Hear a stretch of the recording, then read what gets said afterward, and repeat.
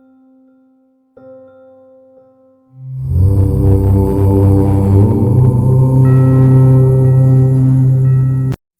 ईतायाम उपगव्यन्त इंद्रमस्माकं सुप्रमतिं वावृधाति अनामृणः कुवित आत अस्य रायः गवाम कीतम परम अवर्जते न। आज आओ प्राप्त हो उपासना पूर्वक औरत गमन करने वाले पुरुष को इंद्रियों को वश में करने वाला भली भांति हमारी उत्तम मति को बुद्धियों को अनुवृत्त करे। हिंसा विहीन अनेकों तब इसके धन है। औरत के ज्ञान को भली भांति वर्जित करो हमारे लिए। ये ऋग्वेद के पहले मंडल का 33वां सूक्त का प्रथम मंत्र है। पर अगर एक बिंदु है तो बोलेंगे इस बिंदु में गोली मारिए, तो फिर पूरा कंसंट्रेशन करना पड़ेगा, निशानेबाज ही मार पाएगा। इसलिए जितना टारगेट आपका छोटा होता चला जाता है उतना तभी पता चलता है कि आप कितने अच्छे निशानेबाज हो। छोटे टारगेट में पता चलेगा कि आप कितने बड़े ईशान के आज्ञाकारी हो। टारगेट अगर पूरा विश्व हो तो आप कितने बड़े ईशान के आज्ञाकारी पता ही नहीं चलेगा,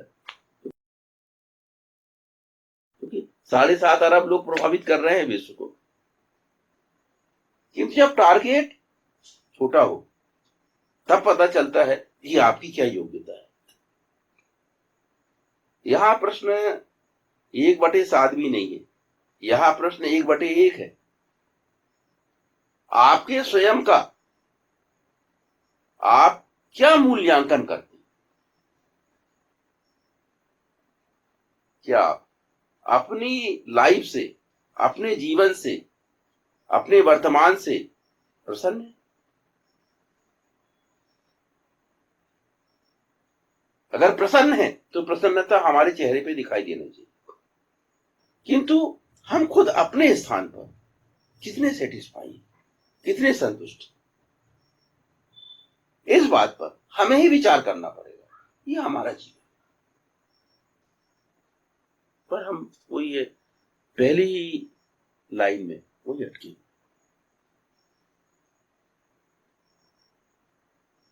हम दूसरों की तरफ देखते हैं कि वो यानी लीडिंग से आने चाहिए, अपेक्षाएं ही कर रहे हैं। हम स्वयं देने की कोशिश नहीं कर रहे हैं, हम अभी भी लेने की मुद्रा में, क्योंकि हम जिम्मेदारियां अपने सर पर नहीं लेना चाहते। वेद का पूरा जो कंस्ट्रक्शन है, वेद का पूरा जो आंदोलन है, वो कैसा है? ईश्वर परमात्मा स्वयं जिम्मेदार है और अपने आज्ञाकारियों को जिम्मेदारियां सौंपता है। अहम भूमि अदाम आर्या है। ईश्वर परमात्मा ने कोई शक्ति अपने पास नहीं रखी, सब शक्तियां वितरित करो। जो शक्तियां थी लोगों को ही दे दी। तुम निर्माण करो, तुम व्यवस्था करो, तुम ही विनाश करो, तुम ही एक चीज को खत्म करके दूसरी चीज बनाओ। तो विनाश की शक्ति, निर्माण की शक्ति, व्यवस्था की शक्ति आपको ही दे दी, और आप अपने जीवन में यही करते हैं। ईशान ने कुछ अपने पास नहीं। हम अपने व्यवहार को वेद के अनुसार अगर नियंत्रित नहीं करेंगे तो हम ऐसा करके ईशानादेश पालन नहीं करते। निश्चित ही हम जिस समाज में रहते हैं, जिस विश्व में रहते हैं, हमें उसके विषय में अवेयर होना चाहिए। जिस राष्ट्र में रहते हैं हमको उसके विषय में अवेयर होना चाहिए। किंतु हमारी अवेयरनेस इसके पूर्व और अन्य विषयों में, सबसे पहले हमें अपने आप के प्रति अवेयर होना चाहिए। हमें सबसे पहले अपने आप के विषय में जानना चाहिए और अपने आप पर अपना पूरा नियंत्रण।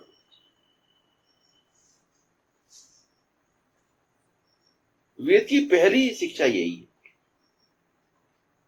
क्योंकि वेद में सर्वाधिक जो शब्द प्रयोग में लाया गया है, जो संबोधन प्रयोग में लाया गया है, वह है इंद्र।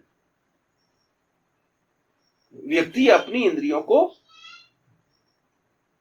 अपने नियंत्रण में रखे, इंद्र बने, तो ये कि हमारा व्यवहार पूरी तरह हमारे नियंत्रण में।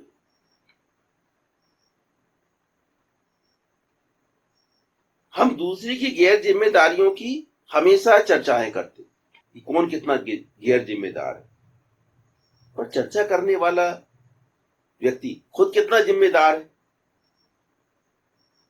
इस विषय में वो बात नहीं करता।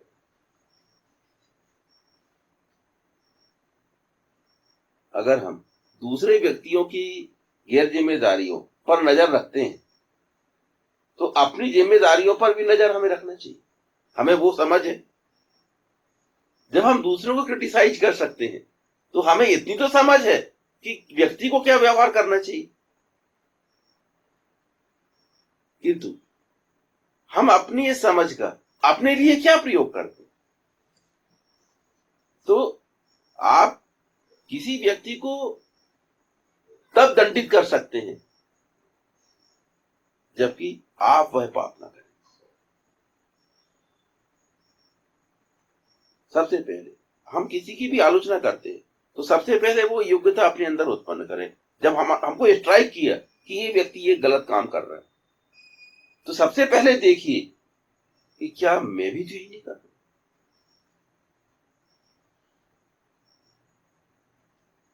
और सबसे पहले अपने आप को सुधारिए, उस पर कमेंट करिए उस व्यक्ति पर कब, जबकि वो बुराई पहले अपने अंदर से आप निकालें। क्योंकि जब आप अपने अंदर से उस बुराई को निकालोगे तो आपको उस बुराई की पूरी हकीकत पता लग जाएगी कि वो बुराई मनुष्य को कितनी प्रभावित करती है। आपको अनुभव हो जाएगा और फिर आपकी वाणी में वो ताकत आ जाएगी।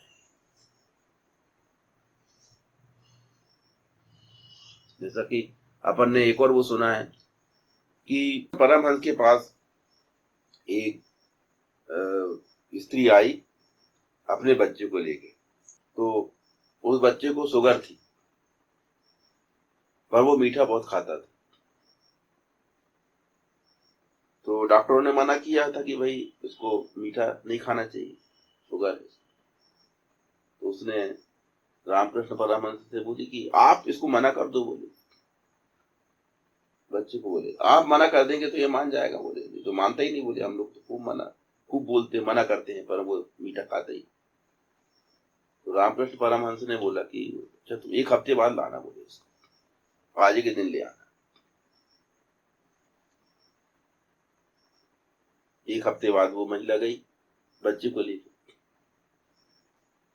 रामकृष्ण परमहंस ने बच्चे के सिर पर हाथ फेरा और बोले बेटा देखो तुमको डॉक्टर मना कर रहे हैं, मीठा खाने से तुमको नुकसान है, तो मीठा मत खाया। समझा दी, बोल दिए, समझा दिए। वो महिला बच्चे को लेकर चली गई। एक हफ्ते बाद फिर आई तो बोले, उन्होंने पूछा कि हाँ क्या है बच्चे का। बोले वो तो मीठा करना छोड़ दिया। बोले जब से आपने समझाया, बोले तब से बोले मीठा खाया नहीं खाता। बोले पर स्वामी जी, बोले एक बात मेरे समझ में नहीं आई, मैं वो पूछने आई हूं आज। तो बोले क्या। बोले आपने एक बार उसको बच्चे को समझाया, बोले और वो मान गया, और इसके लिए बोले आपने एक हफ्ता जो है एक हफ्ते बाद मुझे बुलाए। आप पहले नहीं बोल सकते थे। बोले इतनी सी बात मना करना, समझाना था, मना करना एक हफ्ते पहले ही बोल देते। बोले एक हफ्ते और लगाए। बोले आप उसी दिन बोल देना था। तो मेरे दिमाग में बोले ये बात है, बोले कि आपने एक हफ्ते बाद क्यों बोले, एक हफ्ते पहले क्यों नहीं बोले? तो रामकृष्ण परमहंस ने उसको जवाब दिया कि बोले मुझे भी मीठा बहुत पसंद है, और बोले मैं खुद मीठा खाता था। बोले तो एक हफ्ता बोले मीठा खाना मैंने छोड़ा है पहले, और इसके बाद फिर मैंने बोले उस बच्चे को, मैं जब खुद मीठा मीठा खाता हूं तो मैं बच्चे को बोले कैसे बोल सकता था, मना कर सकता था कि वो ना खाए? तो वाणी में असर करने के बाद बोलिए। वेद में अनेकों मंत्रों में ये है कि आप जो करते हैं आप उसका प्रचार प्रसार करें, और आप जो कुछ करते हैं उसके माध्यम से आप लोकप्रिय हो। आप अपनी अच्छाइयों को छुपाइए मत। वेद तो कहता है कि आप दुनिया के सामने उसको लेके आइए, किंतु करने के बाद करके बोलिए। केवल बोलने के लिए मत बोलिए। बोलने के लिए बोलोगे तो कोई असर नहीं होगा कभी, और आप करके बोलेंगे तो सामने वाले की इतनी हिम्मत नहीं है कि वो आपकी बात को अनसुना कर दे। तो हमें अपने वचनों पर, अपनी वाणी पर ताकत खुद ही पैदा करना है। ये हमारा काम कि हमारी बातें बेअसर ना हो, हमारी बातें बहरे कान ना सुनी जाएं। ये हमारा काम। ये जितने भी लोग थे ये सब वेद की व्यवस्था को मानने वाले थे, क्योंकि धर्म पर आचरण ये सृष्टि की व्यवस्था में कण कण में है। पूरी सृष्टि ईशान के आदेशों का पालन करती है,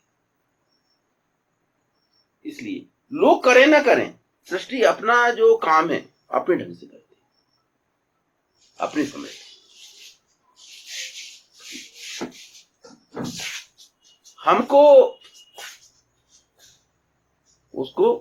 हमको मैनेज करना पड़ता है, सृष्टि अपने हिसाब से चलती। तो वेद में यही शिक्षा, वेद में कहीं आप गुमनाम रहो, ये गुमनामे की जिंदगी व्यतीत करो, ये वेद कहीं नहीं कहते। वेद मंत्र स्पष्ट बोलते हैं कि आपको प्रसिद्ध होना चाहिए, आपको प्रसिद्धि प्राप्त करना चाहिए, किंतु करने के बाद जो करें वो लोगों तक जरूर बताएं कि मैं ये काम कर रहा हूं। तो हम अगर दूसरों की आलोचनाएं कर रहे हैं, हम दूसरों के क्रियाकलाप पर कमेंट कर रहे हैं, तो सबसे पहले खुद देखना चाहिए कि क्या आप भी तो ही नहीं कर रहे। ये है उपासना पूर्वक लोगों को प्राप्त होना। ईशान की व्यवस्था क्या है, सृष्टि के नियम क्या है, उनके अनुसार पहले हम अपने आप को देखें। आ जाओ प्राप्त हो उपासना पूर्वक औरत गमन करने वाले पुरुष को, इंद्रियों को वश में करने वाला, भली भांति हमारी उत्तम मति को कि वह बुद्धियों को अविरुद्ध करे। हिंसा विहीन अनेकोता विश्व धन है, औरत के ज्ञान को भली भांति वर्जित करो हमारे लिए। ओम ईतायाम उपगव्यंत इंद्रमस्माकं सुप्रमतिं वावृधाति अनाम्रणः कुवित आत अस्य रायः गवाम कीतम परम अवर्जते न। ओम। वैदिक पर्सपेक्टिव के इस YouTube चैनल को सब्सक्राइब करें, वीडियो को लाइक व शेयर करें।